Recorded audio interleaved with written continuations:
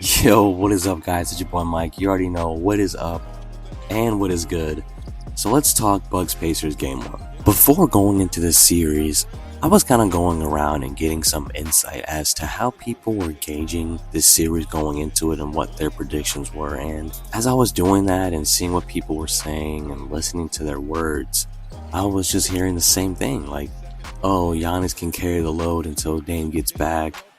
Giannis can hold it down. They were asking the same questions. Can Giannis Antetokounmpo hold it down until Damian Lillard returns? And they were all giving the same answers. Yes, the Bucks will destroy the Pacers. Yes, the Bucks are going to split the series and go back to Milwaukee with Dame coming back. And I was hearing a lot of predictions of, Bucks in 5. And hearing all this. But what I was failing to see was the acknowledgement of the Pacers. I've only saw like 1 or 2 people really give the Pacers credit here. But game 1 of this series is a heavy reminder that yes, while your star players are important, your bench production and your bench players and your role players are just as important. And it was kind of the tale of two ends with this game. You had Giannis with virtually no help on his end. And then you had the Pacers with Halliburton having a tough night, and nothing really stopped the Pacers from performing as a unit together. And that's been the Pacers' whole thing all season, ever since this kind of era of this team has been. I'm pretty sure last season the Pacers had the number 1 scoring bench, and they are number 7 this season. I know they had some injuries this season to key players, so to still be in the top 7 is pretty impressive. So let's start with the Pacers. It was really good to see Andrew Nembhard start off real aggressive, going to the basket, using his physicality to get to the rim, and really almost making a statement to Brook Lopez a few times where he drove to the basket, uses his shoulders, uses his body to get to the rim and get a few layups early. And I really liked how Andrew Nembhard really started to engage himself early in the game to where he could catch rhythm throughout the game and stay warm. And the same thing with Miles. Miles was knocking down shots. Miles was getting blocks. And the defense was really nice from the Pacers. I mean, all-around defense on Giannis as a unit, just being a real disruptive team on defense. Getting deflections, getting steals, blocks. Pacers really did their job on defense this game, especially against Giannis. Now, Giannis did have some free throw attempts. Like, he's going to get to the rim, and he's going to get free throws. Like, that's his game. He's going to get to the rim, he's going to draw fouls, and he's going to get to the line. But the Pacers still did a good job when Giannis got to the paint, the low post or the post, and really able to come and double and recover and really stunt on defense to where he had to make decisions rather than him taking advantage of his mismatch and going one-on-one. And even when they did that, the fouls were really starting to go into the Pacers' favor because the Pacers were really starting to send Giannis to the line. I don't know if it was really intentional where they would foul him to send him to the line, or it was just we couldn't stop him so we had to foul him. And in turn of that, he was just missing free throws.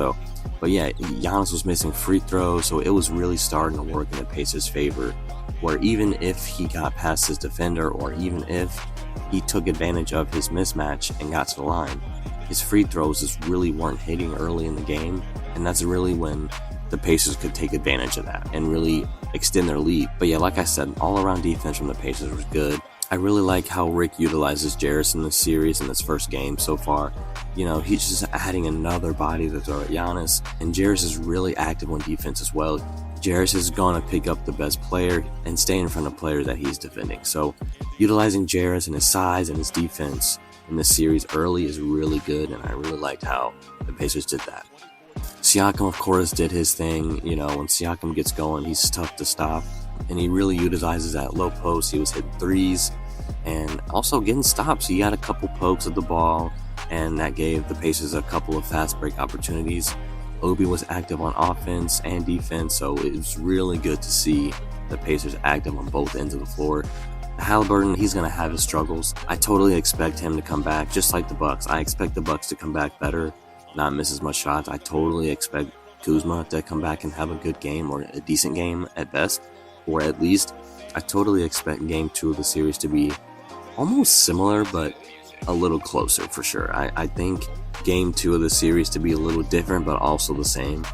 I expect Halliburton to hit a few more shots, but here's the thing though, he was active in getting shots up. It's not like he was passing up shots, and I'm not sure he has an injury coming into the series. I think he just had a bad night. Last season, I'm pretty sure he was dealing with a couple of nagging injuries, so I'm pretty sure that's why his shot was a little off, but in this series, his shot didn't fall this game. That's what it was for him. But yeah, like I said, I totally expect Halliburton to come back and have a better game. I mean, he almost had a triple-double, but yeah, he's got to improve those shooting numbers coming out in game 2. For the Bucks are really just going to play the same game if Dame doesn't come back in game 2. I mean, I expect Giannis to be more aggressive, even more aggressive than he was. And I really expect the Bucks to come back and really focus more on Giannis. And maybe they just expect him to make more free throws. Like I said earlier, I think you expect the Bucks not to have that kind of performance again, shooting-wise, and from the pieces around Giannis to play a little better. They're not going to have that bad of a shooting night every game.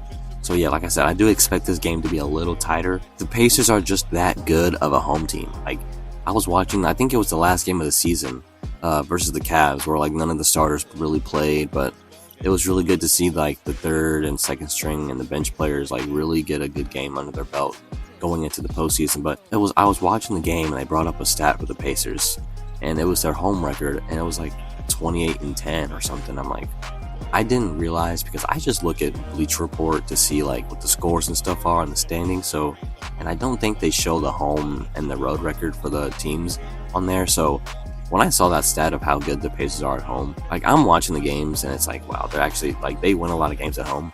But I had no idea that their record was that good at home. So this game really showed what kind of unit they are at home on their home court. So it wasn't a surprise. It was kind of good to see them coming out and have that kind of performance against a team that honestly had blood out for them. Like, we all know this is starting to form a rivalry. Second time they've played each other in the postseason 2 years in a row. So if this series is anything that we hope it's going to be, then this can surely be like one of those matchups that you look forward to even in the regular season. So yeah, but the Pacers are a really good home team, and this game really showcased how they can be at home and how tough they are to beat at home. One thing I want to hit on is the defense for the Bucks. I really wanted to see how the Bucks defended the Tyrese Halliburton and Miles Turner actions, and to see if Brook Lopez would continue to defend it in the drop coverage. I was really intrigued to see if they were going to do that, and sure enough, Brook Lopez loves playing the drop coverage. He loves defending it that way. When Brook Lopez is sitting in drop coverage, he's almost letting Miles get open shots every time. Miles is just fully taking advantage of Brook Lopez playing in drop coverage, wide open middies, wide open threes.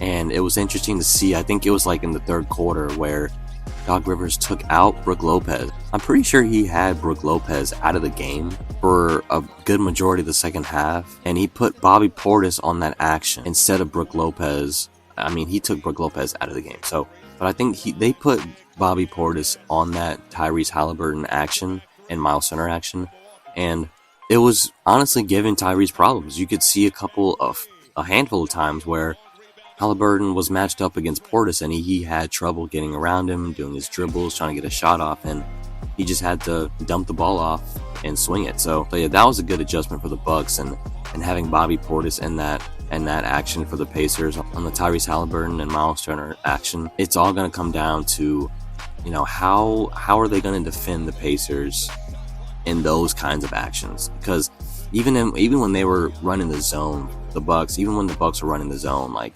Pacers were still finding ways to just pick it apart. And that's what I love about Rick in the playoffs. Like, yes, there's some times where Rick has some moments in the regular season or the playoffs where he makes those like rare and almost game-changing mistakes, and that can really change the outcome of the game. But it's really intriguing to see when the Bucks pull out a 2-3 zone and how the Pacers are almost playing chess, right? And they can do sets and do actions where they're going to use the strong side to set something up on the weak side. And it was really, really good to see like how the Pacers executed those plays and actions to get some scores in the 2-3 zone. Because, I mean, other than that, the Pacers were just getting stops and just scoring on the fast break. But Pacers offense is so fluent that they're gonna score, and their defense has really improved. So they're gonna add on top of that the points they're scoring in their half court sets. They're gonna get stops and beat you on the fast break as well. Like, that's just the Pacers and how they play. But yeah, I also watched one, I forget what sports show it was, but they brought up something about this series that really stood out to me, and it was Brook Lopez and Miles Turner shooting, and how they perform shooting wise in a game can really determine the outcome of the series and the game. Like, if Miles Turner has a great shooting night, like he hits like 4 or 5, 6 threes, Brook Lopez hits 2, 3, 4 threes, odds are that the Bucks or the Pacers, depending who's who or who's putting up the better shooting night, they're probably gonna out the other team and win. I just thought that was an interesting way of looking at their production, because Brook Lopez, how he guards the Tyrese Halliburton and Miles Turner action is really gonna affect, one, what kind of defense the Bucks run, who's out on the floor. If he's not giving you rebounds and he's not giving you production, him as in Brook Lopez, if he's not doing that for you, he's almost a liability. So at that point, you just have to probably not play Brook Lopez as much. Yes, he does bring size, and yes, he does bring somewhat of a rim protection, but it's almost to a point to where how he is on defense and guarding these actions is a more negative influence on their team than what his presence is on defense, grabbing rebounds and stuff like that. Like, other than that, Brook Lopez is just giving the Pacers wide open looks. That was a really another aspect of the series that I'm probably going to pay close attention to, because it's almost true. If Brook Lopez has a huge game, like 18 points, 10 rebounds, maybe 3 or 4 threes, that's some production that the Bucks might not get consistently throughout the series. So if he has 2 or 3 of those performances in the series, that could potentially win the Bucks a couple games. Yeah, going into game 2, I really do expect the Bucks to have a better performance. I expect Kuzma to get some more shots in. I expect Giannis, of course, to be more aggressive, even more aggressive. I fully expect Giannis to come out and take force of the ball, but at the same time, if he does that, how are the other players going to get warm and get their touches and get in rhythm if Giannis is just spamming the ball? And so that's also something I'm going to look at too, is, if we want Giannis to be more aggressive and we want Giannis to be more of a focus going into game 2, and also we have to look at Dame. Will Damian Lillard play game 2? Because that changes a lot too. If Damian comes in, and that changes how each team are going to attack each other and guard each other. It's really just a matter of, how is Damian Lillard going to be when he returns? Will he return in game 2? And how will that affect the Bucks' rotations and their defense and their offense? They saw in game 1 what could be. If we just let Giannis get his and rely on the other players around him to score, if they have a bad night, they're going to blow the Bucks out. Like, we've seen it. Like, Giannis had a great stat line and they lost. So if the Pacers can come out and really force and apply that same tactic, just let the other players beat us and send Giannis to the line and hope that he misses free throws, or just hope that the pieces around him struggle or are cold or, don't have a good game, then they can do that. But the Pacers, I fully expect them to come out and have the same performance.